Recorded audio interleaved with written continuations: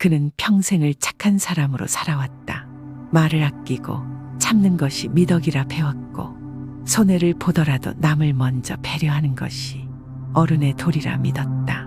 그의 이름은 현우, 올해 53. 서울 외곽의 오래된 아파트에서 조용히 살아가던 그는 그날도 평소처럼 일찍 눈을 떴다. 거실로 나오니 아내는 벌써 나가고 없었다. 식탁 위에는 반찬 몇 가지와 쪽지가 놓여 있었다. 오늘도 일찍 나가야 해서 먼저 갑니다. 냉장고에 반찬 있으니 데워 드세요. 성민이 등록금은 이번 달까지 꼭 보내줘야 해요. 그는 웃었다. 익숙한 일이었다. 20년 동안 그는 아내보다 늘 조용했고 아들에게는 요구하지 않는 아버지였다. 다만 이상한 건 자신이 그렇게 노력해온 관계들이 왜 이토록 멀게만 느껴지는가였다. 직장에서 그는 항상 양보하는 사람이었다. 과장님, 이거 대신 해주시면 안 될까요? 아, 과장님이 해주시면 더 잘 나올 것 같아서요. 그는 미소로 대답했다. 응, 내가 할게. 그렇게 하나, 둘, 남들의 일은 그의 일이 되고 그의 성과는 남들의 이름으로 넘어갔다. 그리고 어느 날 인사팀에서 그를 불렀다. 현우 과장님, 이번 구조조정 리스트에 들어가셨습니다. 죄송합니다. 정말 어쩔 수 없는 상황입니다. 그는 고개를 끄덕였다.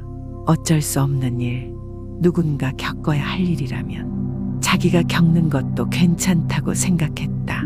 그게 착한 거니까. 며칠 뒤 그는 병원을 찾았다. 몸이 이상했다. 숨이 가빠지고 어지러움이 자주 찾아왔다. 검사 결과는 위암 말기였다. 의사는 말했다. 진행이 빠릅니다. 지금부터는 치료보다는 삶의 질을 고려한 선택이 중요할 수 있습니다. 그는 고개를 끄덕였다. 이번에도 감정은 크게 흔들리지 않았다. 아니, 흔들릴 힘조차 없었다. 다만 병원 복도 끝에 앉아있던 그는 문득 이런 생각을 했다. 나는 도대체 뭘 잘못한 걸까? 왜 이렇게 살아왔는데 남은 건 이리도 적막하고 고독하고 아픈 걸까? 며칠 뒤 그는 집을 떠났다. 가방 하나를 챙겨 예전에 아버지 장례식 후 들렀던 산속의 조그만 절을 찾아갔다. 그곳에는 오래전 한 스님이 있었다. 그는 그 스님의 말을 잊지 못했다. 착한 것이 다 좋은 건 아니야. 자비심은 분별력을 가진 지혜로움에서 피어나야 하거든. 그 말이 그때는 잘 와닿지 않았다. 하지만 이제는 그 말에 기대고 싶은 심정이었다. 산사는 여전히 고요했다. 돌계단에 이끼가 끼어 있었고 절집 주변엔 고양이 한 마리가 조용히 앉아 있었다. 그는 스님을 만났다. 스님의 이름은 도안. 온화한 얼굴에 맑은 눈동자. 말이 없었지만 존재만으로도 위로가 되는 사람이었다. 현우는 말없이 고개를 숙였다. 스님은 잠시 그를 바라보다가 물었다. 많이 힘들었겠구먼. 그는 고개를 끄덕였다. 스님, 제가 잘못 산 걸까요? 스님은 찻잔에 뜨거운 물을 따르며 조용히 말했다. 잘못 살진 않았네. 하지만 자네가 말하는 착함은 조금 위험한 착함이었을지도 몰라. 현우는 멍하니 스님을 바라보았다. 위험한 착함이요? 그래, 자네는 분명 남을 배려하고 참으며 살아왔어. 하지만 그 착함이 무서워서 그런 건 아니었을까? 무서워서요. 거절하면 미움받을까봐, 불편한 얘기하면 갈등 생길까봐, 그저 조용히 피해 다닌 거 아닐까? 현우는 아무 말도 하지 못했다. 스님의 말이 그의 깊은 내면을 꿰뚫고 들어왔다. 그건 자비가 아니네. 그건 두려움으로 포장된 착함이었을 수 있어. 그날 밤 스님의 말이 머릿속을 맴돌았다. 자네의 착함은 두려움이었네.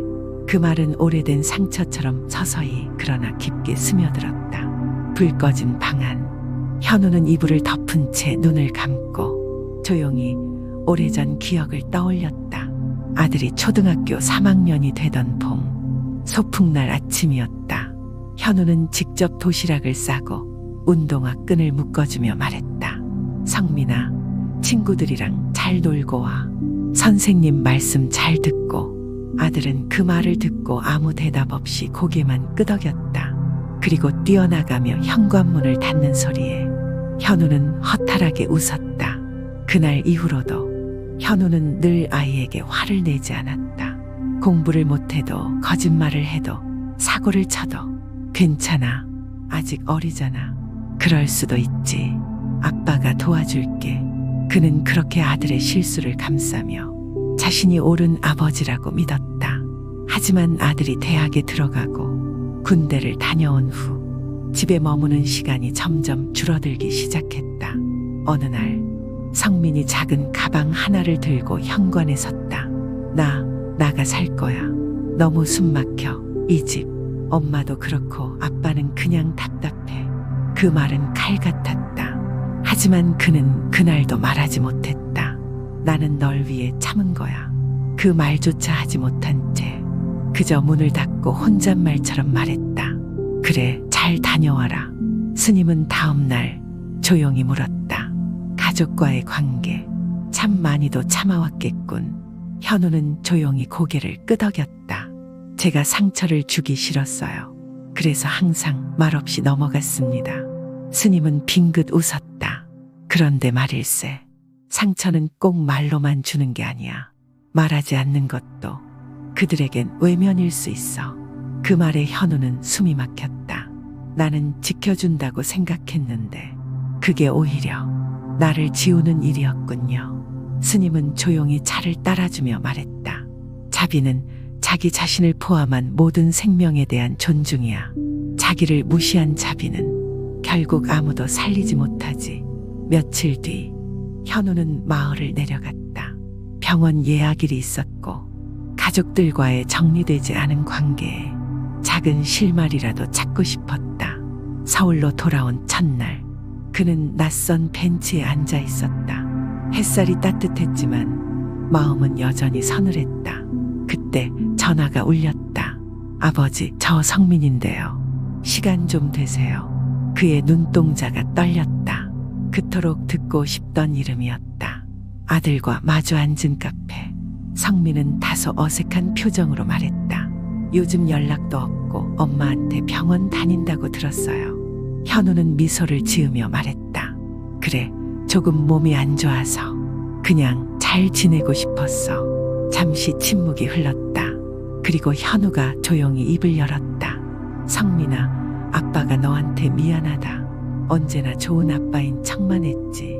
사실은 대화도 충고도 화도 못 냈어. 그게 다 무서워서 그랬던 거야. 아들은 조용히 그를 바라보았다.